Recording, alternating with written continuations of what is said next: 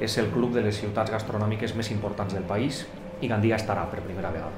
I això crec que parla molt bé del treball en conjunt, en aliances entre el sector turístic i l'Ajuntament de Gandia i parla encara millor de l'excel·lent gastronomia que té Gandia. Este debut suposa una oportunitat única per a projectar la gastronomia de Gandia i de la Safor, com bé diuen, un dels escenaris gastronòmics més importants internacionalment i del món, i així consolidar-nos com un destí gastronòmic de referència. A una, tota la gastronomia nacional, però no sols per activitats que es faran dins d'Espanya, sinó per altres que es faran fora d'Espanya. Comencem en Madrid Fusión. Ens endurem la fideuà, ens endurem el puchero, ens endurem arrossos, ens endurem les coques de dacsa, les tapes tradicionals, però també ens endurem dolços, vins i licors, productes cítrics i el nostre producte de la mar.